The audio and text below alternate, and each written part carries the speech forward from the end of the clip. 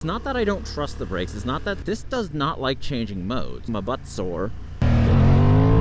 Way better than the last one. There's usually monkeys up here, so... Good morning and welcome to Osaka, Japan. I own this very custom Transalp 750 and I am going to pick up a Hornet to test ride. The Hornet did not sell in Japan until about a month ago. It's March 21st, 2025, so we didn't get it the first few years, and that's pretty normal for Japanese manufacturers to not sell made-in-Japan bikes to the Japanese. No idea why.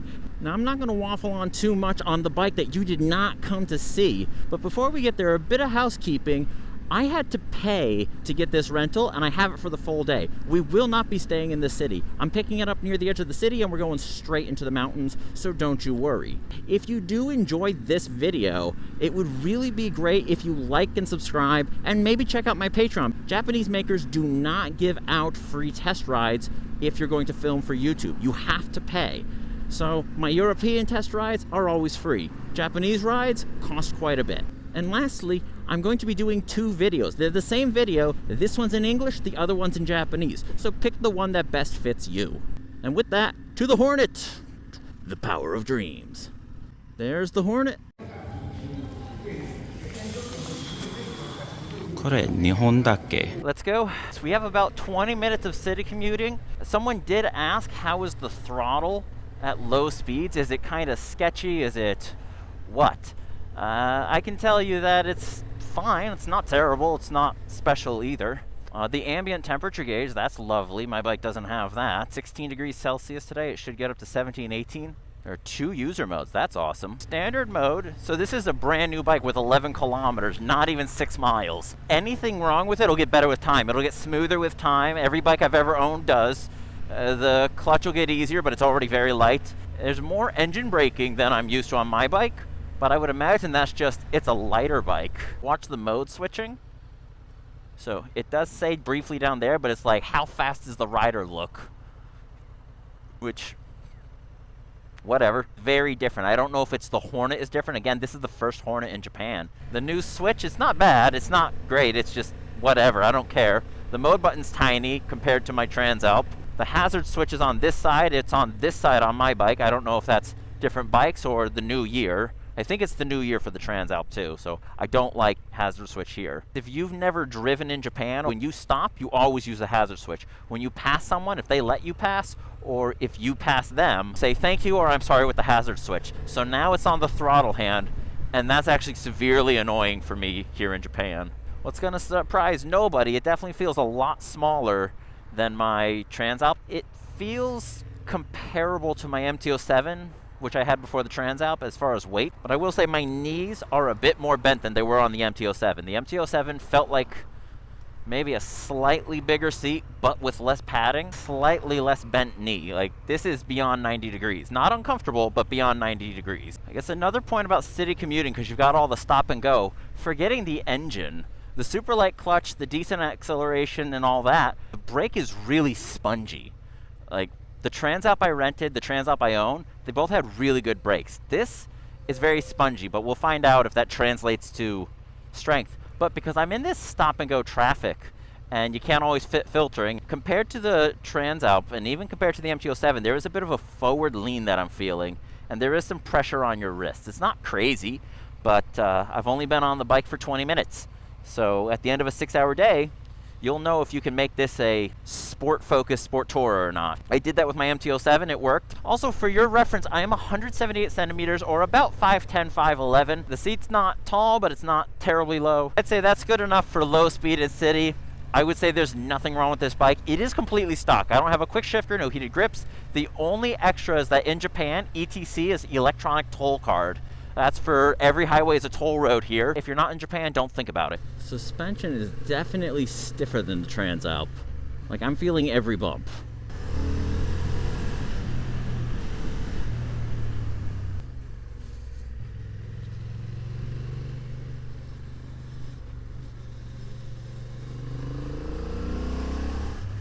I must say, it's just the first few minutes on new tires, so I gotta be careful, but first few minutes on the winding road. And at least compared to my Transalp, because part of the reason I want to do this review is just well, the Japanese one, because Japan's not had it. And if this was out when I got my MT-07, I would have bought this, but this was a Europe exclusive. I don't know if America's getting it, but here's hoping you get it, America. You guys love foreign stuff in 2025. But when I'm on my Transalp, like I am wondering if I wanted to have a 19 front wheel like the Adventure Sport does. I gotta say, the Transalp, you gotta kind of work it into a corner, but it just kind of, oh, welcome to the corner. Whereas this, it is a Hornet. It's just like, how about that way? How about that way? How about that way? How about that way? I normally come out to this road around 6 a.m. to get going because of the traffic. The dealer wouldn't let me leave with the bike till almost 11. I'm not happy about that. Let's try sport mode. So that's sport, that's sport. The modes are in different orders on this bike than the Transalp. The Transalp is sport comes first, then standard. This is standard, then sport. And this one doesn't tell you anything. Maybe there's different dash settings. I'm not gonna waste time playing with the dash because, you know, time is money in this review. But on the Transalp, it'll tell you, like, you're in sport mode, so you're max power, minimum engine braking, full ABS. This just says, welcome to sport mode. But it feels similar. Yeah, boy, this bike, sport mode works on the Transalp, but wow. Sport mode plus the lightweight, the tires, boy, this thing moves. There's usually monkeys up here, so I am being cautious. Brand new tires, paint, monkeys. The weather's dropped down. A temperature gauge is so good, guys. Compared to the Transalp, this is mag wheels, so no one's gonna ask if it's tubeless. The suspension is completely unadjustable, but it's in an okay spot for a street bike. It's very acceptable. Brand new tires on a bike that I can't afford to wreck. I crashed my Transalp and I don't care about the scratches. Honda's gonna care about their bike getting scratched. A quick shifter would be nice. I guess some of you who are new to the channel, it's the same quick shifter on this one as it is on the Transalp, and I don't believe much has changed for 2025. I will say the quick shifter is amazing. One of the best I've ever used, with a but. My personal one doesn't always work. I'll link a video in the description if you want to know what I mean. I won't whinge about it anymore here. I whinge plenty enough. Now, those bumps were hell. The Transalp, be it a soft suspension, it is a bit of a magic carpet. This is not a magic carpet. This is sports suspension with at least one eye in the direction of where comfort once was. I can say I was right 2 years ago. I like the look of the headlight on this one way better than the last one. I would have hated the look of the last one, and I wouldn't judge anyone for trading just based on aesthetics. But if this was out when I got my MT-07, I can tell you for sure, guys, I would not have bought an MT-07 over this. No way. They've slid that bike more than any bike I've ever owned. People who say you don't need traction control on 75 horsepower, well, you don't ride in the rain, so stop crying about the future being today. I haven't ridden the new MT-07, but I would pick this, I think. If anyone from Yamaha Japan's watching, by all means, give me an MT-07.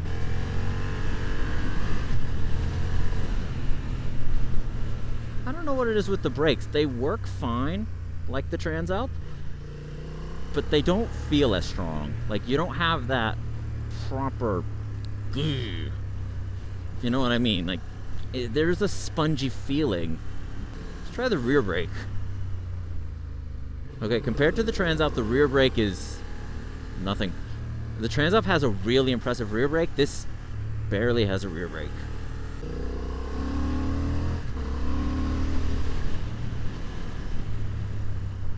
The seat definitely has a forward slant, so I have to keep sliding my butt back. But this bumpy road, gosh, it bumps. Ah, here's the snow. It's not much, but it's enough to say that the bike doesn't have any crash protection. I did get the insurance, but there's a copay. So do pardon me for not absolutely wrecking someone else's bike. The handlebars, they're comparable to the MT-07. There's not much real estate to put anything on them. Like, you notice my phone's gone, partly so you guys have a better view, but to fit the camera mount on my Transalp, I got enough of everything and still room for more. On the MT-07, the dash is right here, so there's no room for anything. This is a better dash position.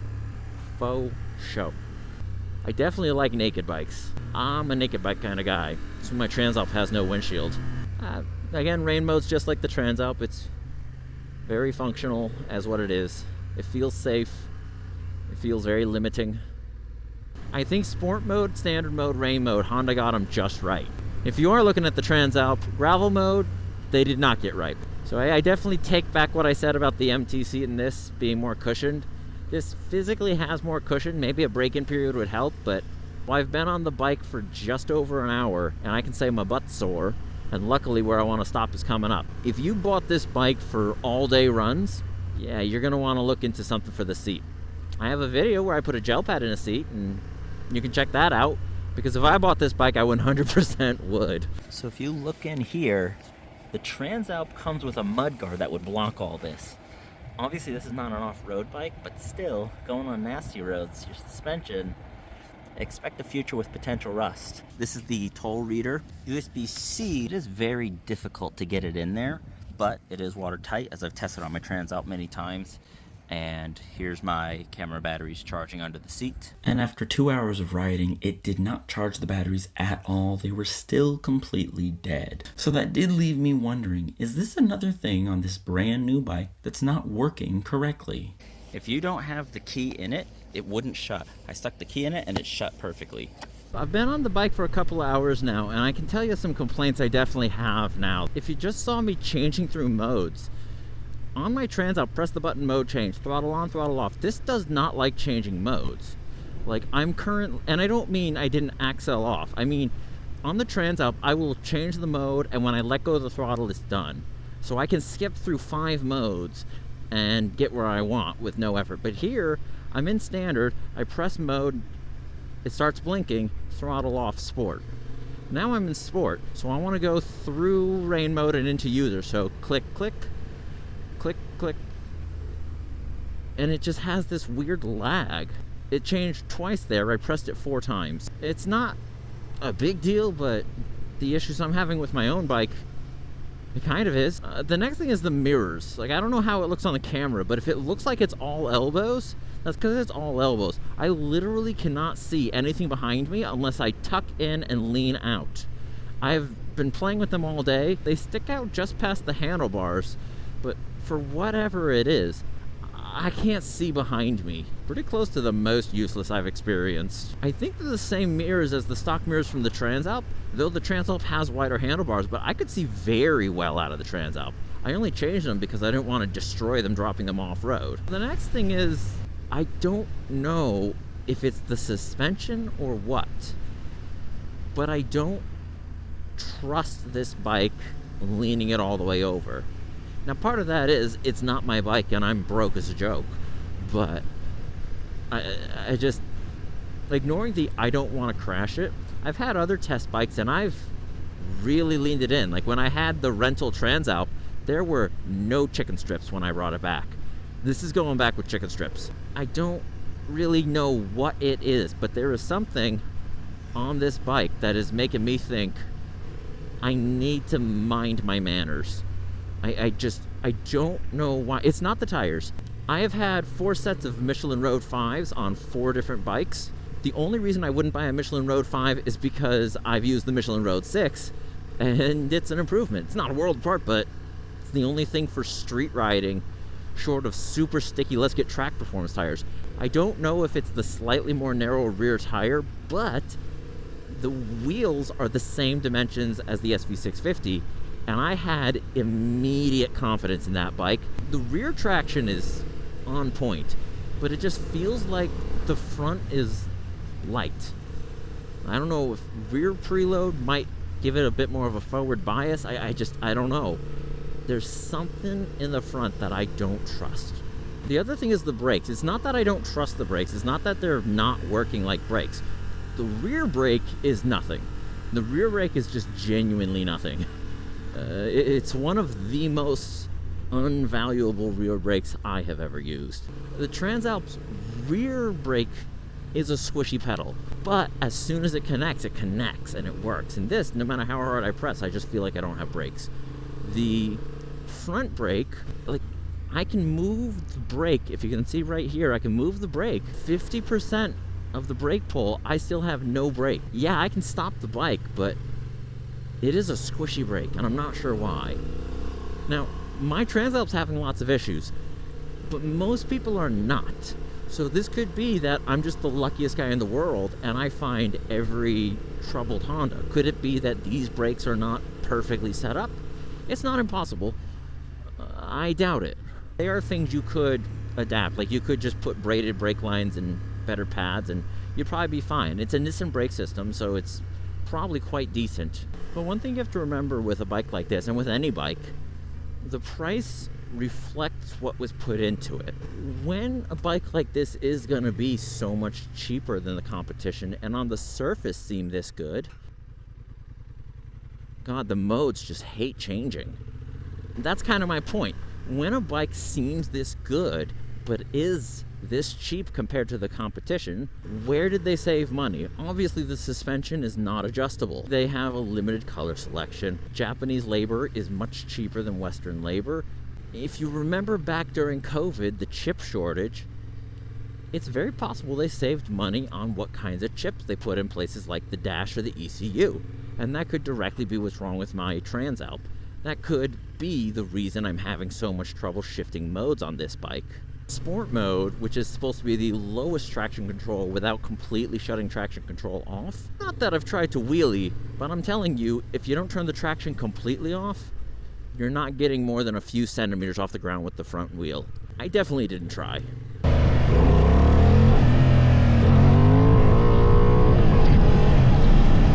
Japanese bikes tend to rust more than European bikes. Cost savings. As far as vibration is concerned, there's really not much. Through my knees gripping the tank, through my feet on the serrated metal foot pegs, through my hands, at any RPM, like the most vibrations around 4,000 RPM, just like my Transalp. I wouldn't say it's more, I wouldn't say it's less. I would say it's just not really noteworthy. And I will say it got noteworthy in my Transalp, but right around 5,000 kilometers, it pretty much disappeared to the point where I don't notice it anymore. But as far as the speeds I've been going, no more than 100 kilometers an hour, I can say that it's really clean air. There's no noteworthy turbulence, so that's nice, but that's usually the case on a naked bike.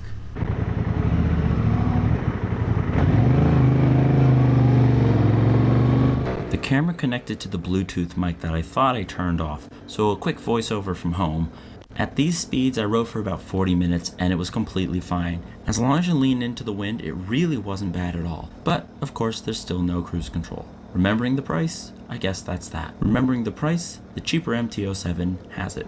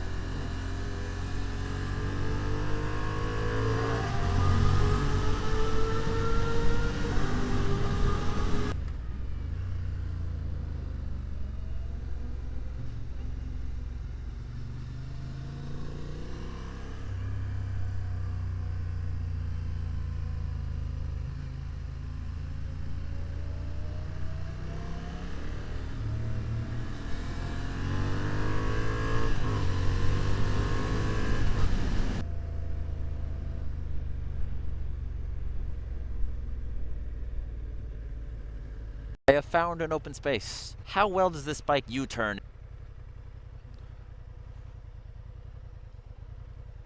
That is max. 100% steering lock.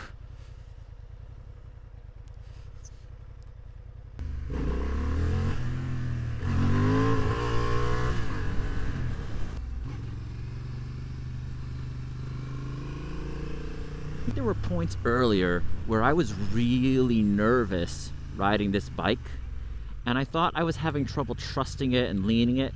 And what I realized, now that I stopped, I took a half-hour break, I had a good meal, going out fresh and ready,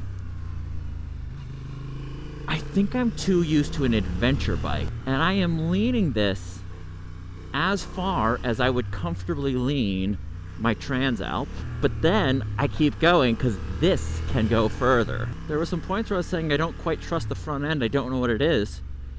I figured it out. It's me.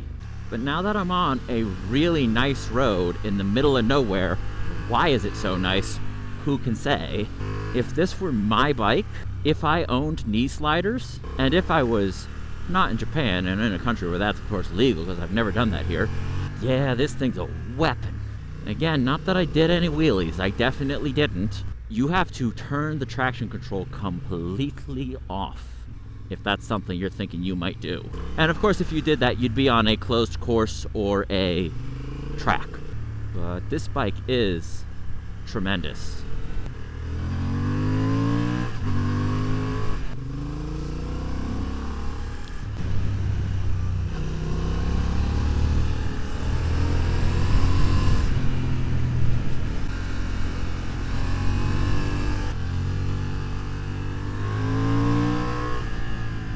Seems like a good spot to talk to a bike. So that's kind of it. I'm just barely gonna make it back in time if I take about 20 minutes to talk to you guys about what I thought. I guess there's two ways to look at it. Would I buy it? But more importantly, should you buy it? Which depends on who you are. You have to remember that it's not one size fits all. You know, my riding conditions, where I am, how I'm riding, my experience is different from yours. And this bike is different than the one you got. My Transalp's having issues. The vast majority are not. With that all said, I'm not gonna say it was perfect. It was not perfect for me, but maybe for you. The suspension, for a one size fits all for the street, for the kind of riding I would do, I actually do like it now at the end of the day. I will say for you, the suspension's very good if you push it.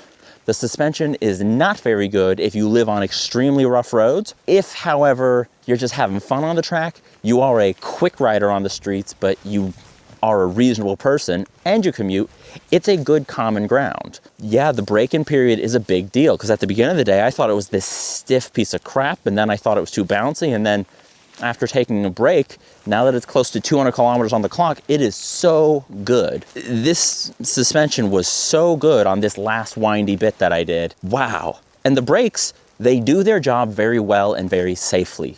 For some reason, they really do not have the bite of the Transalp, which is coming from a similar background. And you would think, because that is a touring bike meant to go off-road, this should have the more bitey brakes. But it's the opposite. The rear brake on this is useless. The seat. So this is where someone asked, could you tour on this bike like I used to tour on an MT-07? They also asked what the pillion is, so let's try it. If I can do it without falling down.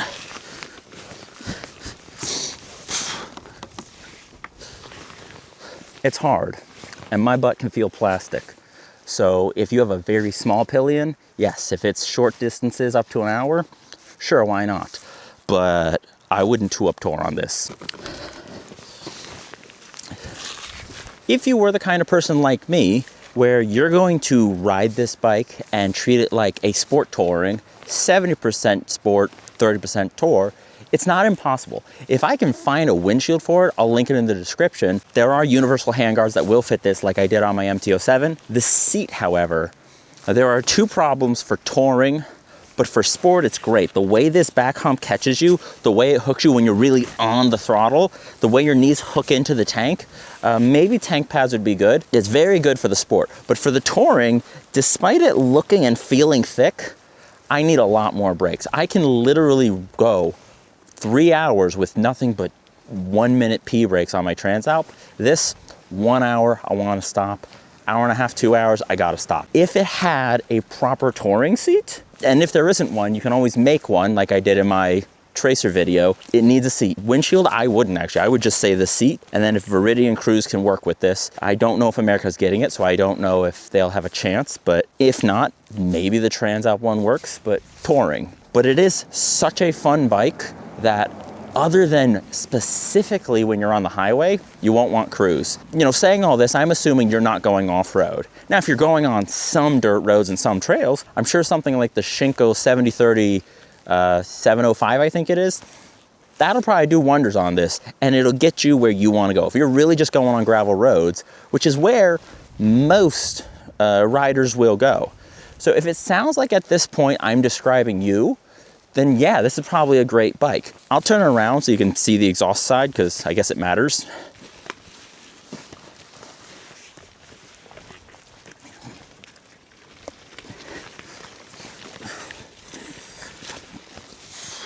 If you got it, in my opinion, what does it need?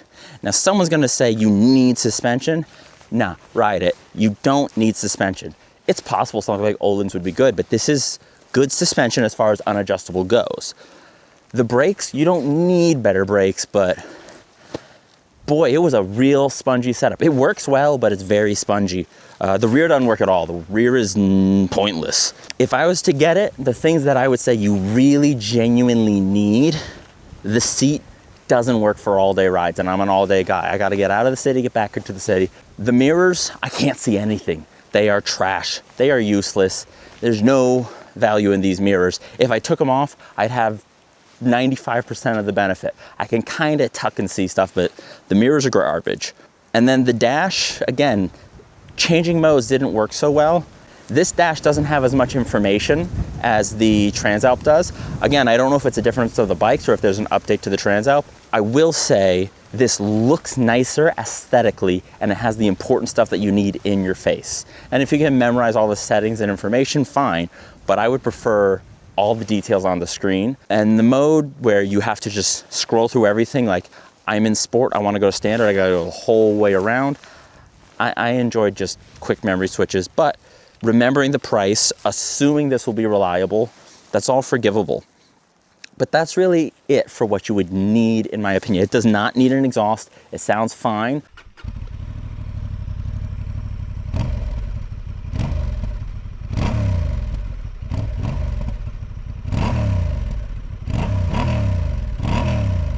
The only reason I did an exhaust on my Transalp besides YouTube content, it saves weight, not that I notice it too much, and I drop that bike all the time off-road.